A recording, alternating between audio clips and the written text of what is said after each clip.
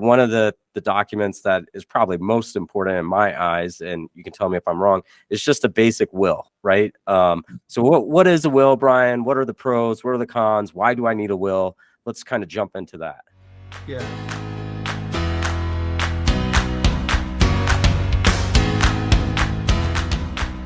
Welcome to the Unbiased Advisor Podcast, where we explore investment themes and insights for investors and financial advisors alike. The views expressed are intended solely for informational purposes and should not be construed as investment advice and are not meant to be a solicitation or recommendation to buy, sell, or hold any securities mentioned. Please stay tuned for additional disclosures at the end of the podcast. All right, Brian, welcome to the podcast. Thanks for joining us today on a kind of cloudy day here in Denver. Yeah, not too often happening. How's your bracket doing? Do you have a bracket? I have a bracket, and it got blown up on the first day, courtesy of Princeton Arizona? and Furman. They blew up my bracket. Yeah, Purdue. So, I'm from Indiana, so I had Purdue going pretty deep. I think I had them in the Final Four. So yeah, I got hurt with them in Arizona, but I think a lot of people have gotten hurt this year. But anyway, so Brian, again, thanks for spending time with us. I do want to talk about, basic estate planning documents, what an estate plan is for our clients and the viewers out there today. And I thought I couldn't think of a better person to talk about those things than you. I appreciate all the stuff that you've helped me out with. But before we jump into, the estate planning documents, pros and cons and stuff like that, why don't you give us a little background about yourself, maybe, where you went to school and how you got to where you are today, basically. Sure. Thanks, Chris. Yeah, my background, I got my undergraduate degree at Georgetown University in Washington, D.C., with a degree in philosophy and international affairs. I then got a master's degree at King's College London in war studies and international affairs. And then I got my law degree at the College of William and Mary School of Law in beautiful Williamsburg, Virginia. Nice. Then I took a rather non-linear path to get me to estate planning. I started my career as an international human rights lawyer. Before I went to law school, I had some years as a management consultant. I find that both of those, the litigation aspect of what I was doing and the math and the analysis of consulting are a good complement to what I do now. But in some ways, coming to estate planning was a coming back home. I grew up around estate planning and trust administration, courtesy of my business partner, who happens to be my mother. She's been doing this for 45 years now. And I saw the impact that she had on her clients and their families. And it's a really intimate, trusting relationship with clients. And that's what I really cherish about the practice of this area of law. So I try to take the skills that I've accumulated over my career and apply those analytically to assist my clients and help them manage their affairs and really maintain familial harmony. That's my main goal with my clients. That's awesome. So yeah, you got a deep bench with your mother being in the field for 40 some odd years then, basically. Is that correct? I'm super blessed to have her as a resource. In fact, I gave her a call this morning to bat around some ideas on a particularly complex Medicaid scenario. So it's just great to have that resource in my back pocket, and I appreciate her greatly. It just shows the power of families, and again, that's one of the reasons I love to help my clients with this area of law. Yeah, and estate planning, I found over the years, I've been in the investment management business for 20 some odd years, is highly personalized. I mean, there is some level to some generalization, but I think once you get into mid-tier to upper tier, there's a lot of personalization that needs to happen. So today we're just gonna kind of keep it at the basics, right? Just kind of get everybody's feet wet, kind of push them or steer them, or at least expose them to certain things they should think about with estate planning. So that being said, what's estate planning? What's your definition of estate planning, Brian? Yeah, it's a great starting question. And actually, I, as a practitioner, don't like the phrase estate planning. All right. Because I find that it pushes off a lot of clients. The initial reaction from a lot of clients is, I don't have an estate. Yes. I don't have sufficient assets to need to worry about hiring a lawyer to manage my affairs. And so I try to explain it on a more simple level to clients. Really, the two main factors of any estate plan or estate plan analysis is how do we manage your affairs and assign people to help you during life to manage your affairs if you cannot manage them. So that's typically going to be, if an incapacity situation arises for financial or medical purposes, what do we need in place? What guidance do we need to provide, and who do we need to assign that authority to? And then the second component deals with your affairs after you pass away.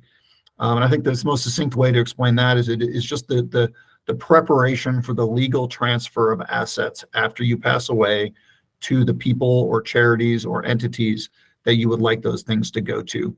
And how do we make sure that there's certainty around that? And how do we communicate that to the people that are what are called the objects of your bounty, the individuals who will receive your things? I love the fact that you broke that down to like two aspects, right? I think a lot of people have the notion that estate planning has to do with death. More importantly, they think, you have to have a ton of assets to be having to deal with estate planning documents or talking with an attorney. So I'm glad you broke that down. So that said, let's kind of jump into some of the documents that you think are important for people to have. I think one of the documents that is probably most important in my eyes, and you can tell me if I'm wrong, is just a basic will, right? So what is a will, Brian? What are the pros? What are the cons? Why do I need a will? Let's kind of jump into that. Yeah, so the will is sort of the cornerstone of any set of documents that deal with your affairs after you pass away. And a bad joke that all estate planners make when they have any sort of presentation is, you ask a room full of people who in the room has a will, and about 30% of the people will put their hands up. And the reality is that everybody in the room, everybody who's viewing this video has an estate plan, or has a will. Sorry, the state that you live in drafts a will for you, and those are just default rules. More often than not, however, those default rules will not result in the management of assets or the distribution of assets after you die in the way that you want. So a will is a document that does that, and there are really sort of three main components of a will. The first is who do we give the authority to manage your affairs after you die? And then in traditional vernacular, that was called an executor. Yep. And that's still a word that many people are more familiar with.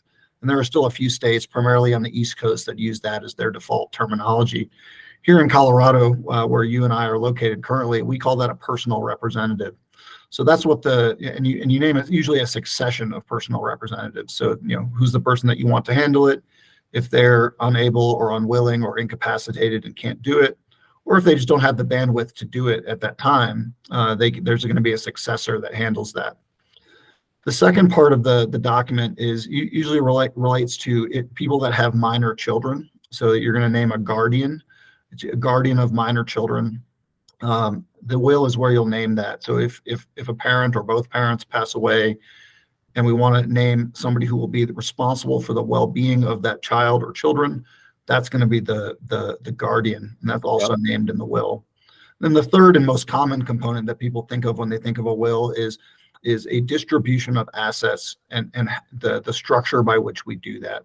And that's usually broken down into tangible personal property, so the household effects or the cars or artwork or golf clubs or things that you can grasp tangibly, and who do we want to give those to?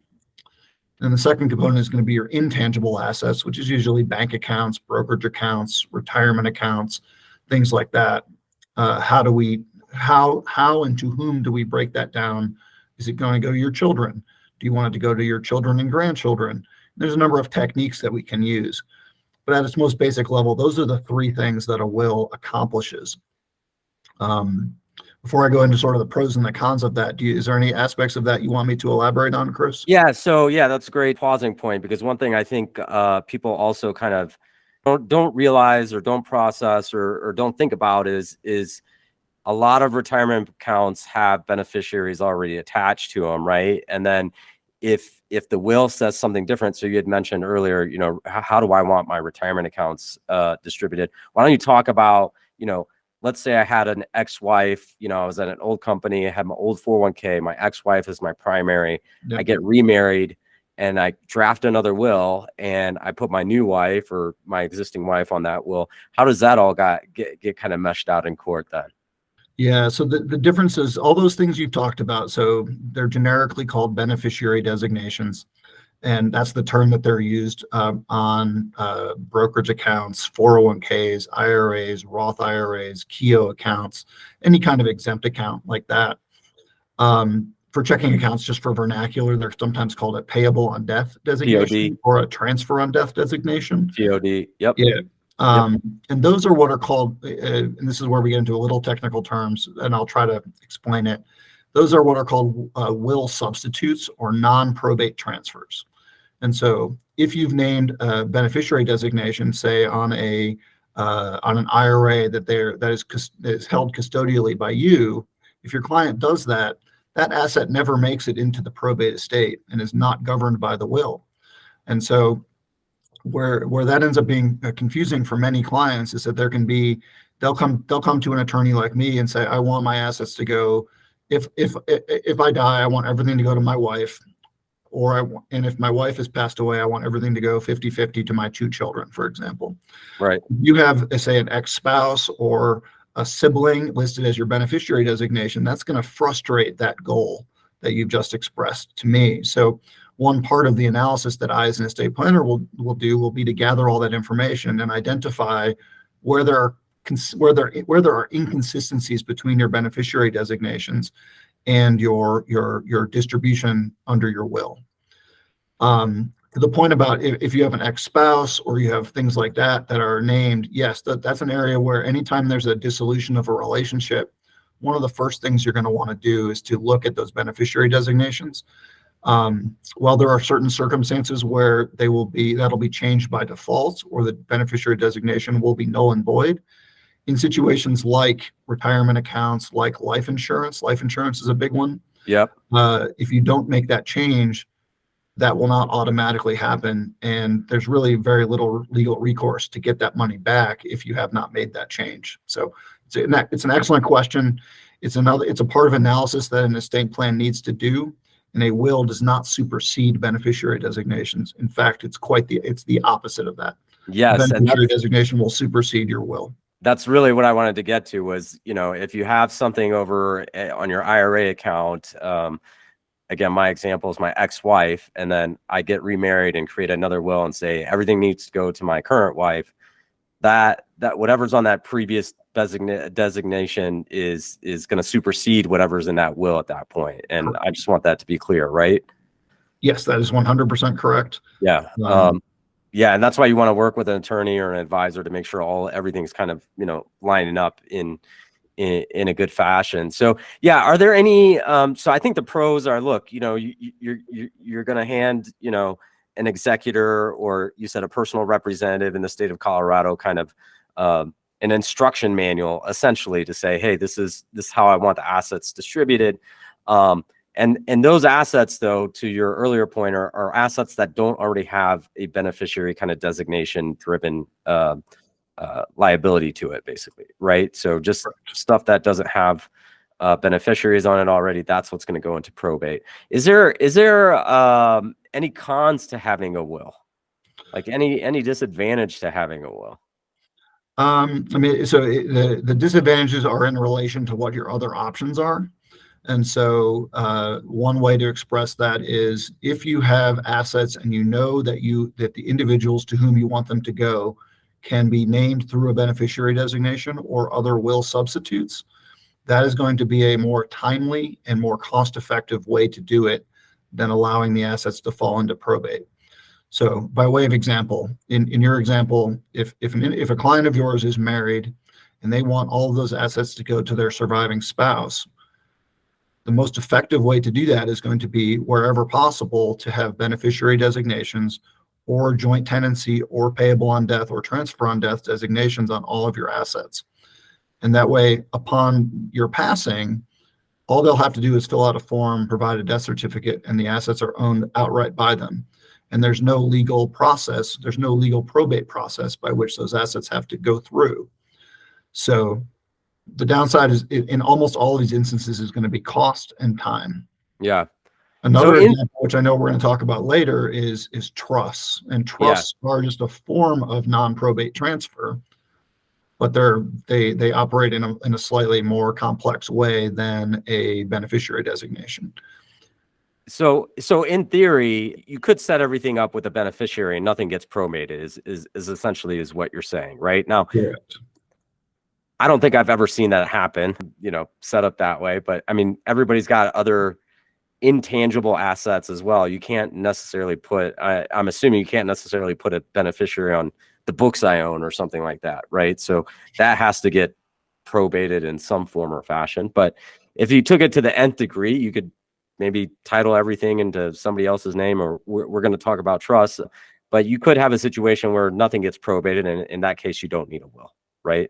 Correct. Yeah, and one thing I think would be helpful is to talk about the thresholds for the different types of probates. Yeah. Because you're correct. And if you're super hyper diligent, there is a way where you can literally have every asset, including, to be absurd, your plates and forks and things like that, Right. that to go to your spouse or to your children or to whomever you want. So there's no probate. In Colorado, so most states have a similar structure to this.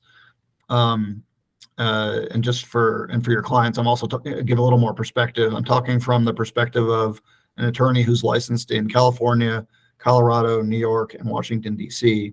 So I have a little bit of vantage on the different types of probate. In Colorado, we have essentially what's called a small estate procedure for probate. Okay. We have something called informal probate, and we have something called formal probate. And basically, what I joke to my clients is my main job is to help you avoid formal probate. Formal probate is very expensive. It is very timely or time consuming, and it's usually filled with conflict. It only arises when there's a dispute about, who the personal representative is, or the legitimacy of the will itself, or there's a dispute about, what assets there are and how they get distributed. So the main focus for most of my conversations is that small estate procedure or informal probate. And that small estate procedure in Colorado in 2023, you qualify for that procedure if you have no real property that's a part of your probate estate. And there are a few different ways to handle real property outside of probate, including things like a beneficiary deed. And you have to have under $80,000 worth of value, fair market value, in the assets that are a part of probate. Okay. If you are below that threshold, your personal representative doesn't actually have to open a probate proceeding with the jurisdiction where you were resident. They can just fill out what's called an affidavit. So we call it probate by affidavit, where they list the personal effects. They say that they affirm under perjury that they have the authority to make the distribution, and then they make the distribution according to what the will says. So that's sort of your threshold mark. 80,000 roughly in assets, right? Yeah. Okay. Yeah. The two main criteria are under 80,000 in assets, and you cannot have real property as a part of your probate estate. So you can have, if it's a joint tenancy, that'll fall outside of probate. If it is a beneficiary deed, that'll fall outside of probate. And if your house is owned by a trust, that will also fall outside of probate. So those are the three primary techniques that one can use to work on limiting that probate exposure. Right. And just to be clear on the probate process, that's also kind of the process where any liabilities that you might have gets covered, right? That's kind of the whole thing. So if I owe money on my car still, I have a car loan or whatever, that's where all that kind of settlement takes place. Is that correct, Brian? That is correct. So that comes back to the pros and cons of doing a probate estate. So the cons are what we just talked about, that there are filing fees, there are costs associated with the steps you need to take to do probate. There's costs associated sometimes with hiring an attorney to guide you through that process. Sure. And and the time aspect is you can't close a probate estate sooner than 6 months Right. from the issuance of letters testamentary. So, and oftentimes families don't want to wait, 6 months to make final distributions. And there's a little bit of leeway there. It's not set in stone that you have to wait, but that's the most conservative way to do a probate estate. The pros are kind of what you just said, which are that there's legal certainty to doing the process and making sure that any debts that you have to to anything. Could be medical debt, could be credit card debt, could be utilities, really whatever those debts are, making sure that those are vanquished and that there's no lingering liability for any family members. And the probate process is much clearer on making sure that those debts are taken care of and are done, as opposed to the alternatives. So that's sort of for clients who have lingering debts, or they just want to make sure that everything's finalized, utilizing probate can be a technique to do that. Okay. Well, good. So I think we kind of, we went a little bit deeper, I think, on the will that I was planning on, but great content. So the next document I typically, talk to my clients about, this, especially in our field, is a financial power of attorney. Yep. Why don't you speak to, what that does? What are the benefits of having one? Are there any drawbacks of having a financial power of attorney? Sure. Yeah. So I always like to start with terminology. This type of document has a number of potential names. I call it a financial power of attorney because that, I think, is the most descriptive. It can be called a financial durable power of attorney. It can be called a general durable power of attorney, or sometimes just a durable power of attorney. But the purpose of that document is to name someone and give them the authority to manage your financial affairs while you're living, full stop. Typically, there's a line that goes on there that is, if you cannot do so yourself.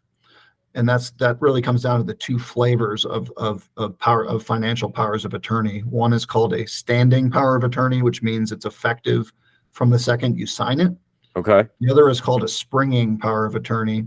That requires there to be some triggering event to make the document active.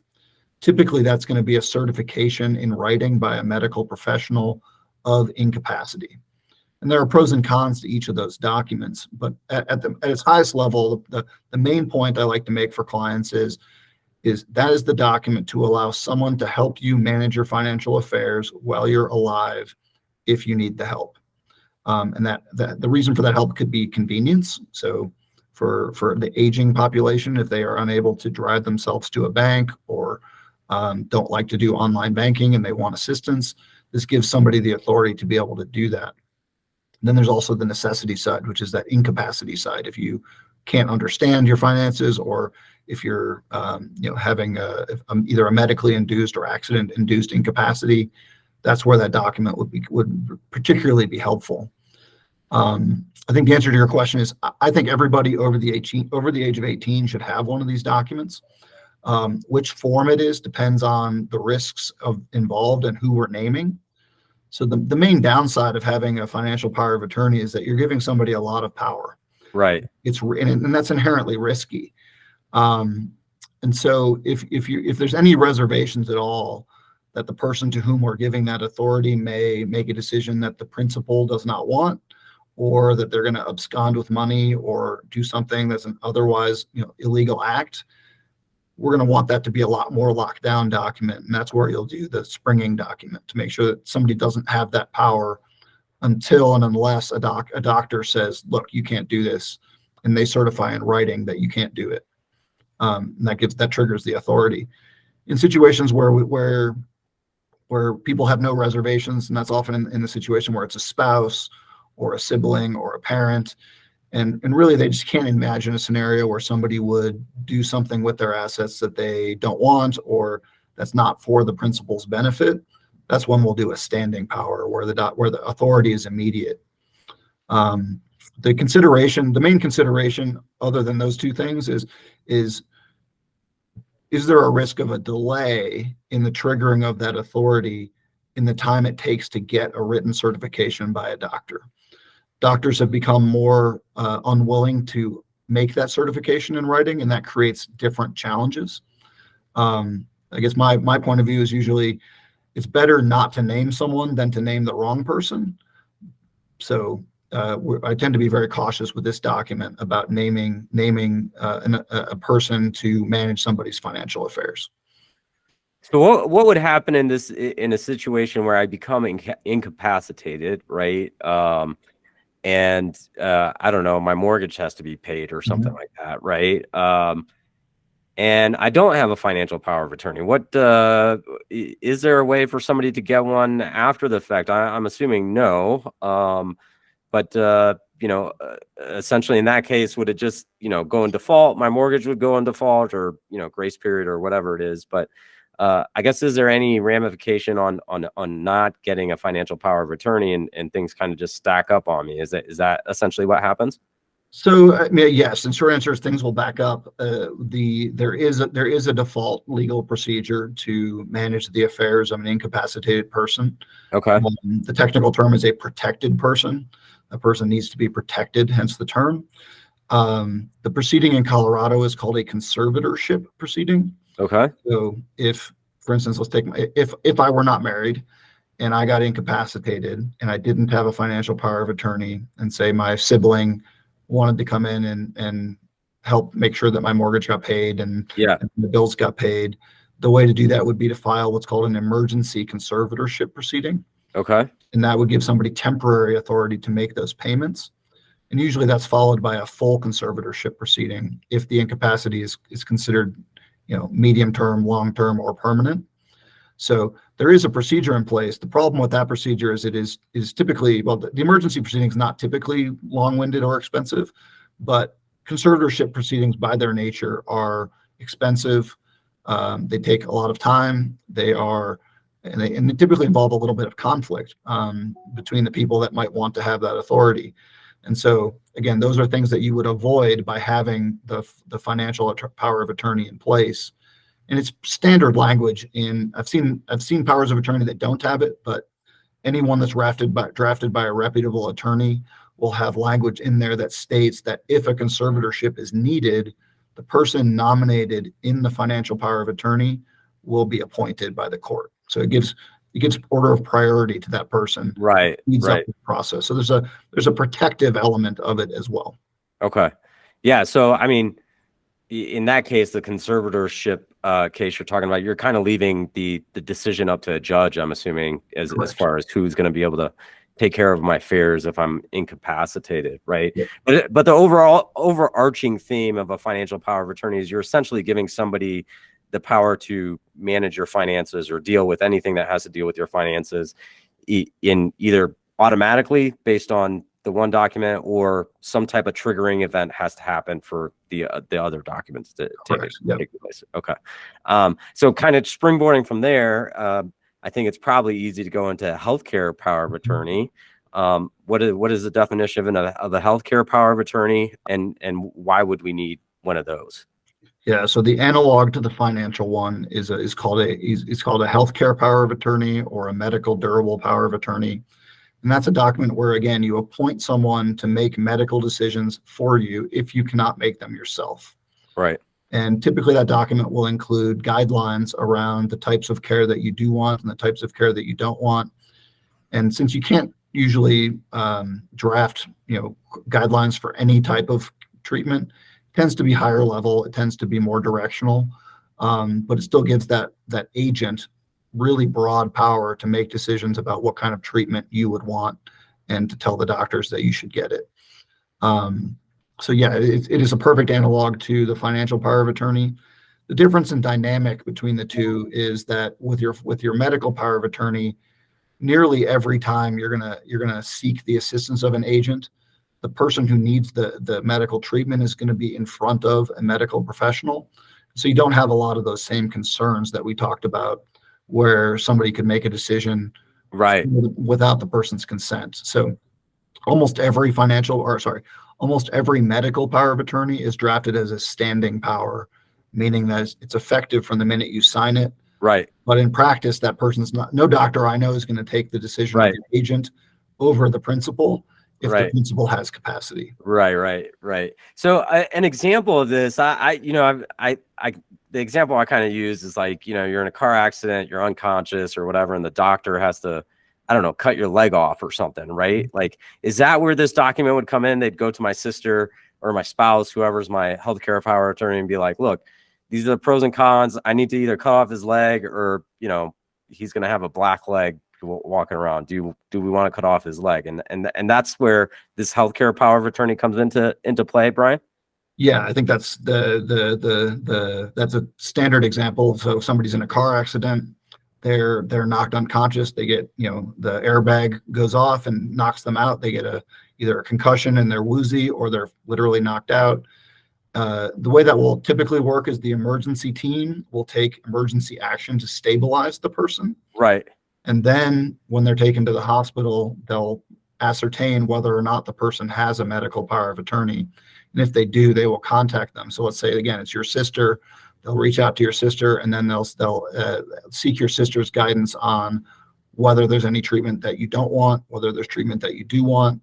And they'll communicate that private medical information with that authorized individual. How do they ascertain whether I have one or not, Brian? Do I need to like register it somewhere, or how's that go about? Yeah, so the best practices are, once you execute a medical power of attorney, that you make sure it's on file with your primary care physician. Gotcha. Yeah. That it's on file with any specialist providers that you have.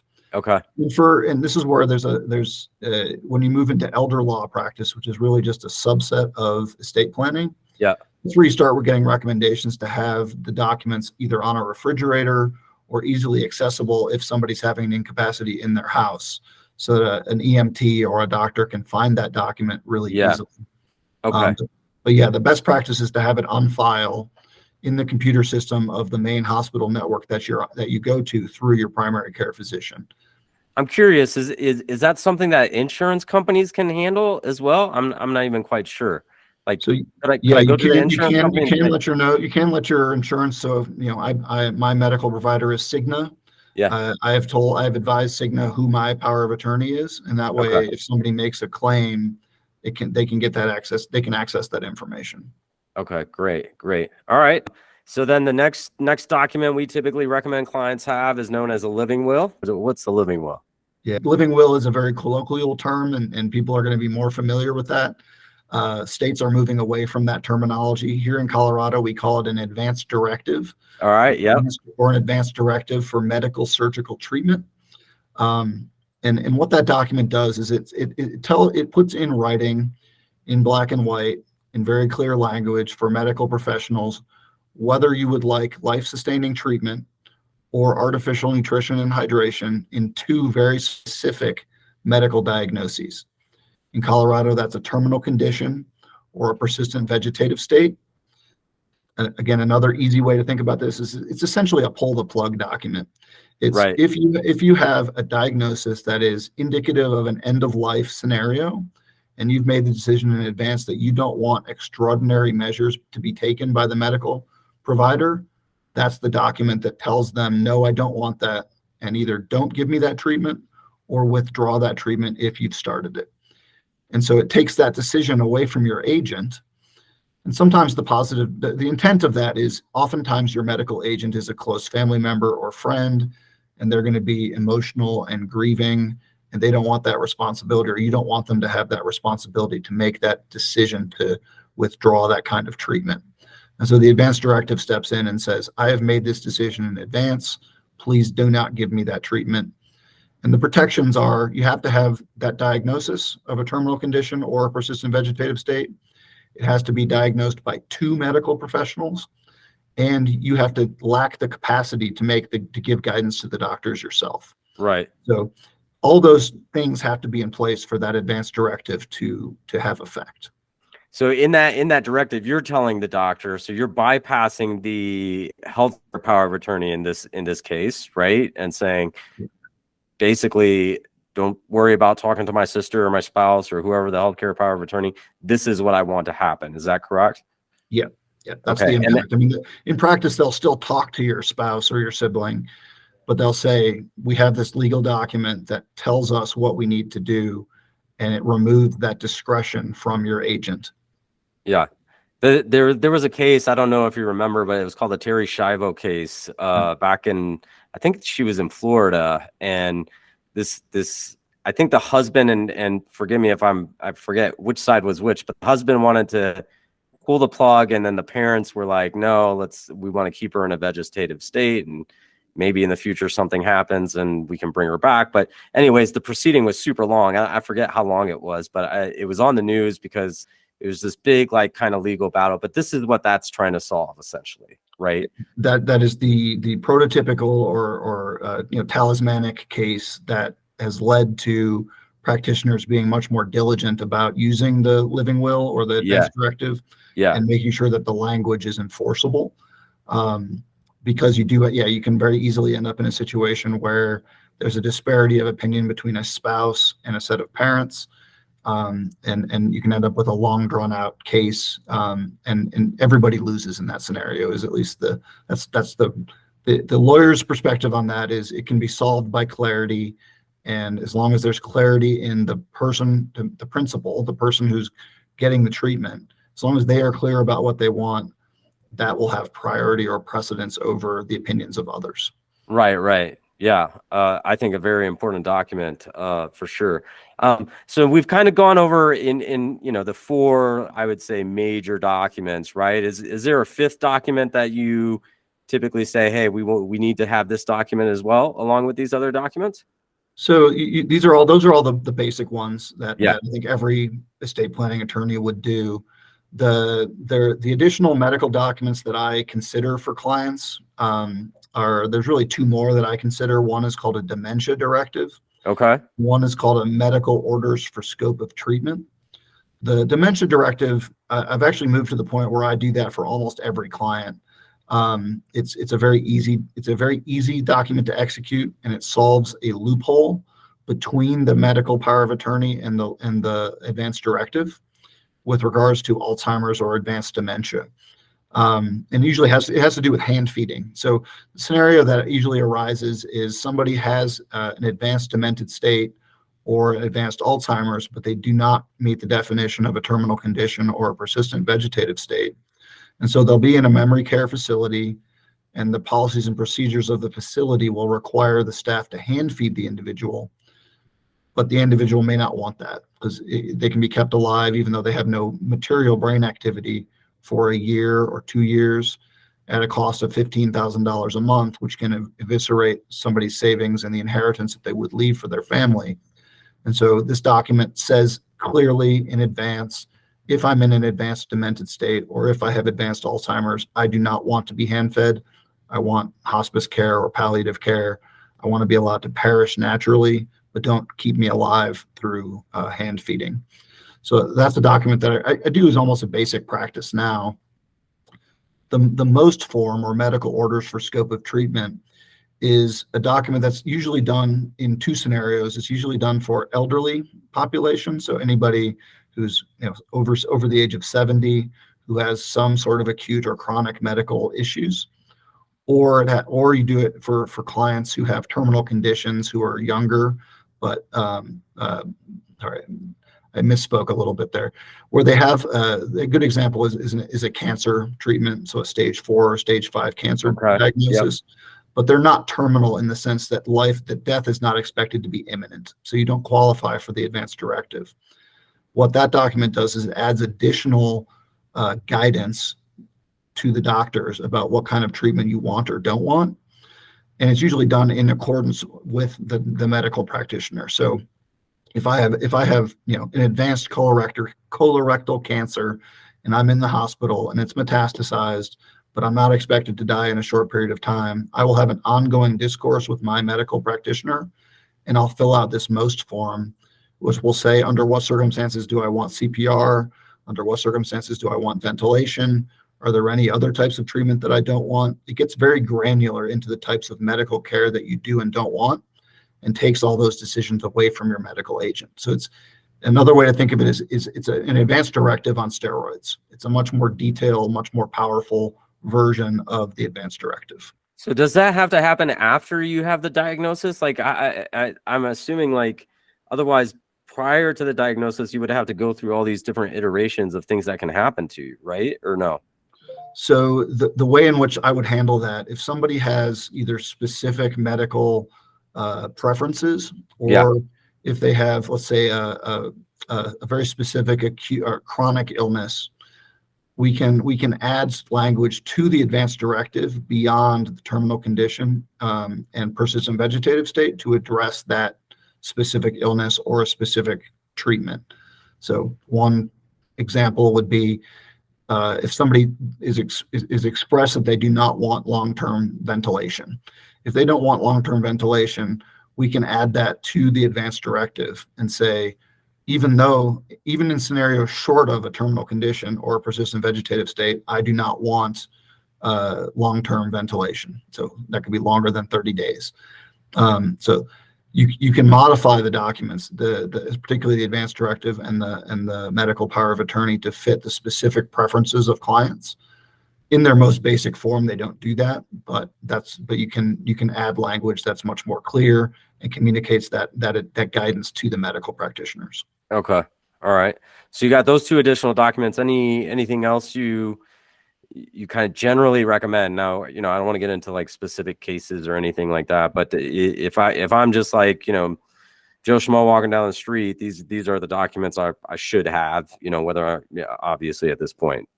Yeah, we've covered them all basically, but I'll list them off. So these would be what I would call a will-based estate plan. Okay. And this is going to be what I would recommend to nearly everybody over the age of 18 would be well served to have these documents in their most basic form. That's going to be a will, which we talked about. The ancillary document that goes with a will is called a personal property memorandum. And it's just a more convenient way to deal with your affairs like golf clubs or artwork or jewelry, because those items tend to come and go, and also people change their mind more about who they want to get them.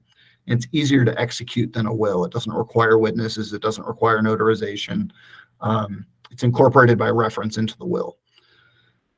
Then the other documents we've talked about are the medical durable power of attorney, the advance directive, the dementia directive, and the general durable power of attorney. I guess the only document that I would mention in addition to those is something called a HIPAA authorization. Sure. And a HIPAA authorization is already included in your medical durable power of attorney. But if there are other individuals in your family or friends that you want to be able to talk to doctors and get private medical information, but you don't want them to be able to make decisions, that's where you would list them. And that will tell your doctor or tell your specialist that they're authorized to speak to your adult child, even if you want the ultimate decision to be made by your spouse. That would be an example of a dynamic where you would want that. Okay, very good. So we're coming up on time, but I do want to hit real quick trust, because a lot of people, when they hear estate planning, that's kind of where their mind goes to automatically. It's like rich people have trusts or what have you. Can you talk about the two, like I always say, like the umbrellas, right? You got two main umbrellas. Why don't you delineate between those two and potentially why I might want to have one or the other, basically? Yeah, I'm assuming you're talking about a revocable trust on the one side and irrevocable trust on the other. Correct. So a revocable living trust, which is what most people think of when they think of a trust, is a non-probate transfer. So it is a way to change the title of assets so that they do not fall into probate. And that's primarily why it's become a very typical technique for attorneys, particularly in states where probate is expensive. And so what a revocable living trust does is it becomes the vehicle by which you hold title to assets. And then when an individual is incapacitated or if they pass away, the trust will then designate to whom the beneficial ownership goes. So the part that I skipped over is the whole point of a trust is it separates two basic types of two types of ownership. One is legal ownership, which means the person or people or entity who has the responsibility to manage an asset. And that's separated from who has the right to beneficial use of that asset.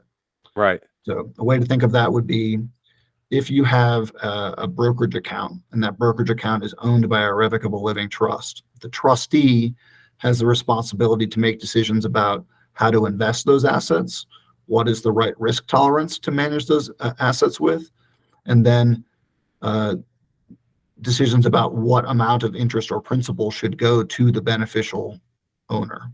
Okay. In that situation, the beneficiary is the person who gets the money that the trustee gives the money to or spends the money for their benefit. So the main benefits of a revocable living trust are avoiding probate. So it's a way to do the after death transfer of assets in a faster, more organized way. Yep. So you avoid the two cons that we talked about for wills, which are cost and time. Right. The other benefit is that it can act as an analog to a financial power of attorney, because the assets that are owned by the trust will be managed by the trustee. Typically in a revocable living trust, the initial trustees are the people that created it.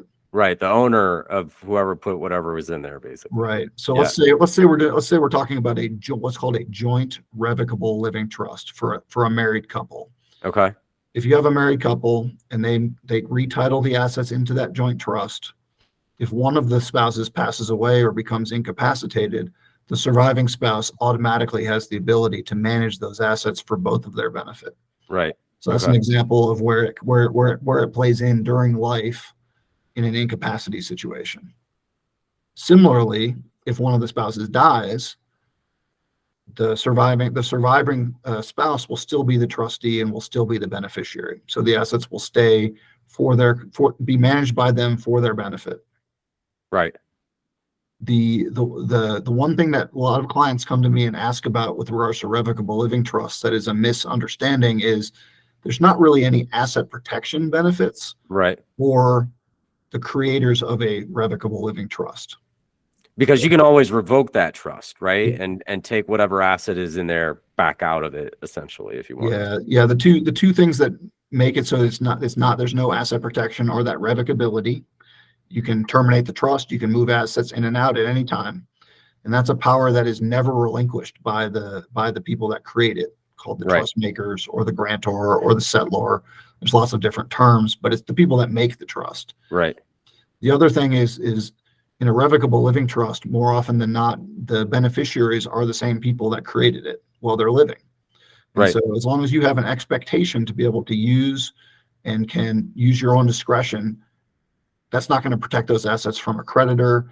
It's not going to protect them if you get in a car accident and you cause injury to somebody and somebody comes after the money. It's really it's an administrative and an organizational tool for the people that create it. Having said that, there are really powerful asset protection benefits for the beneficiaries after the trust makers die. So the best example is going to be parents who have children and they hold assets in trust after they pass away.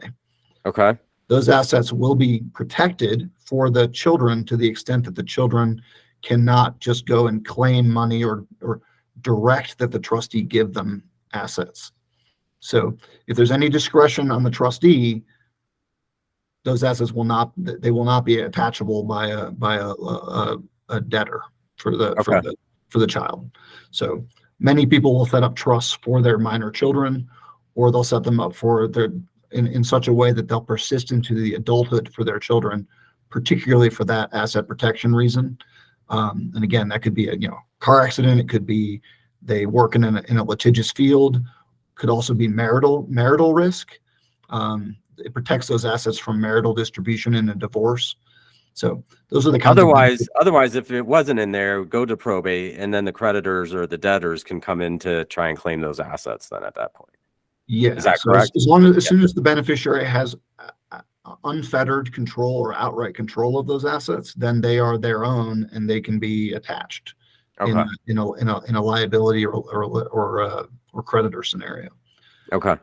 So the main difference between a revocable living trust and an irrevocable trust is exactly that when you do an irrevocable trust, the person that creates the trust is giving up that legal control over that asset. Even if they retain a beneficial interest, they're giving up that legal control.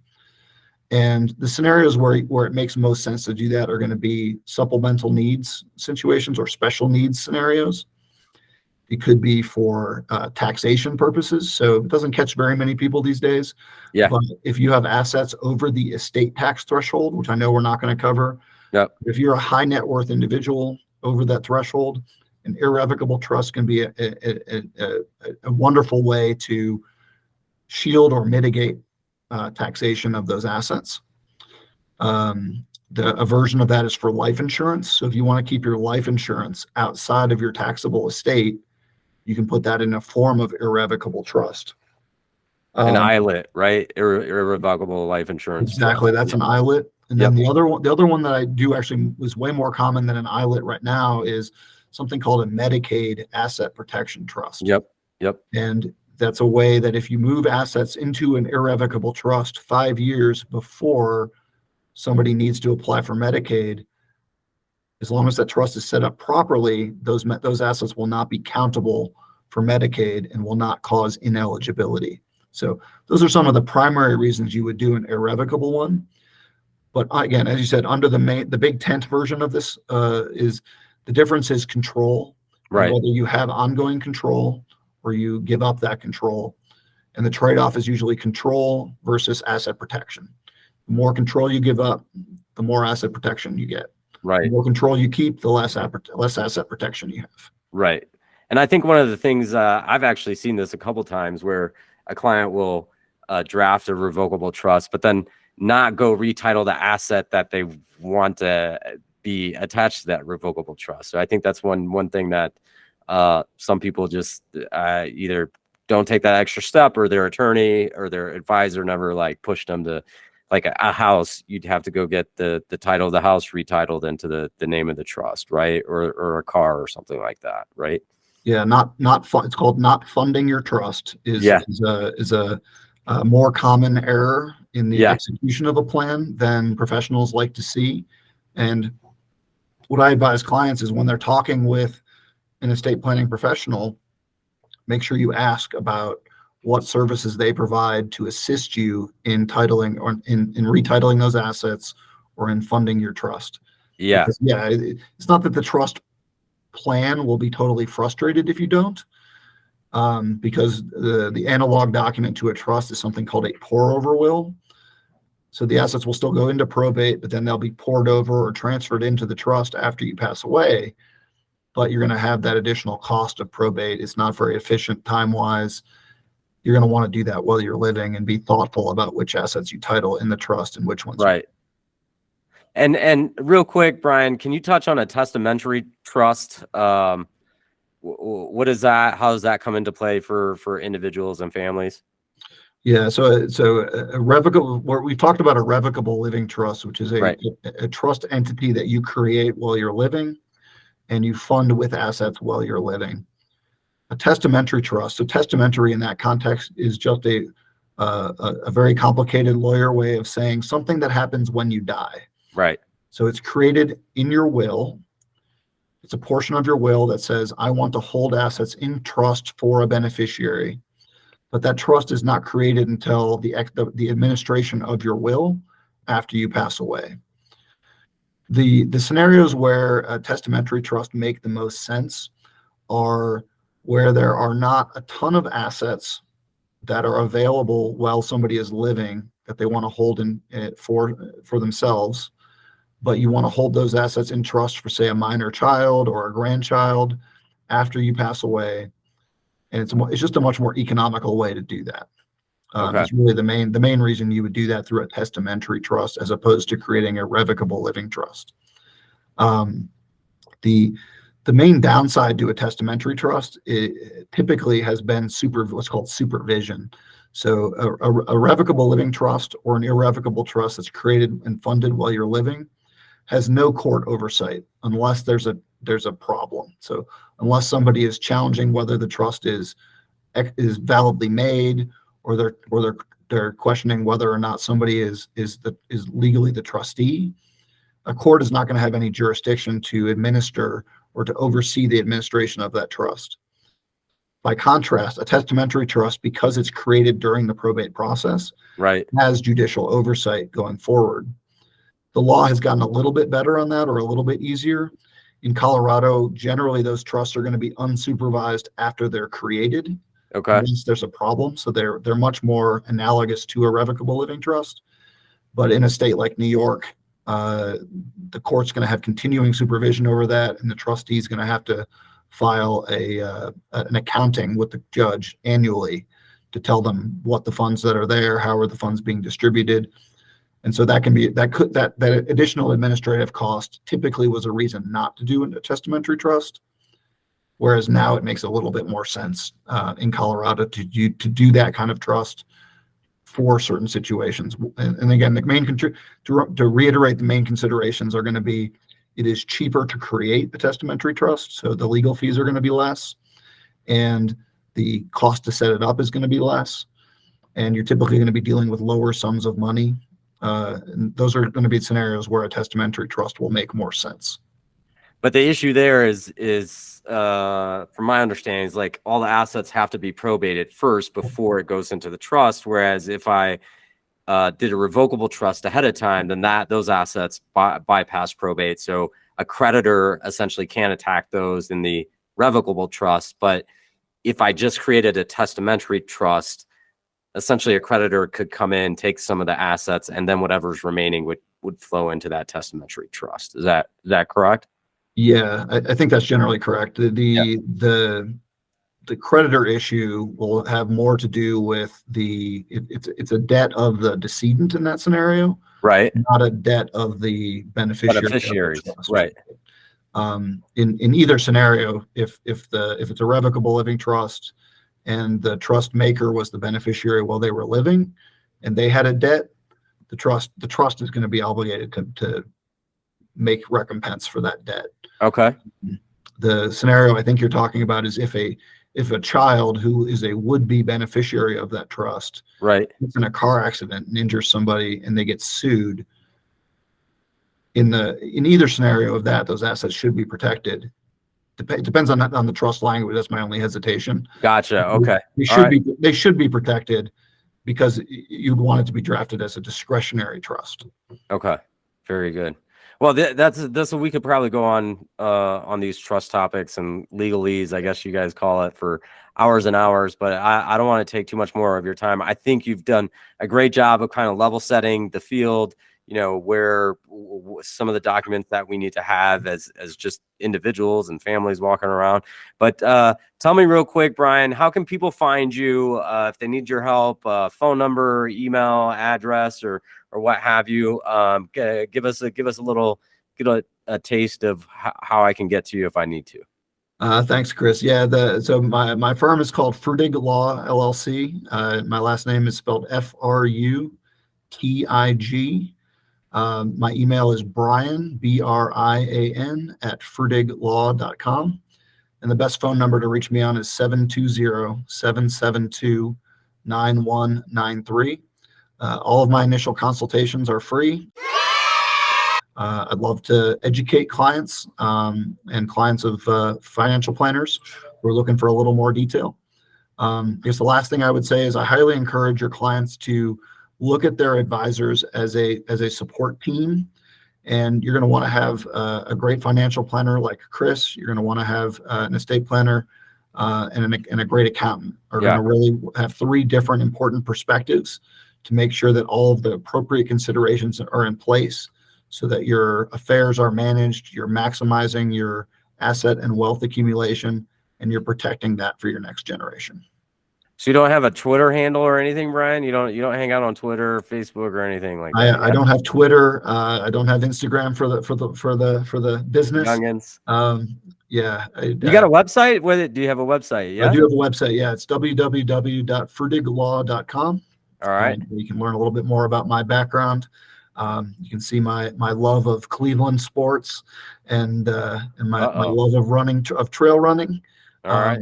But other than that, yeah, it's a great resource to see the areas of practice that we look into or that we do. But we really try to stick to just estate planning and elder law. For other areas of law, we have a great Rolodex of referrals. We find that's the best way to holistically take care of our clients and stay in our own lane. All right, Brian. Well, thanks again. Appreciate it. So I hope whoever sees this kind of reaches out to you, get some more information. And thanks for your time today, Brian. The pleasure's mine. Thank you so much for including me, and look forward to continuing to work with you to help both of our clients.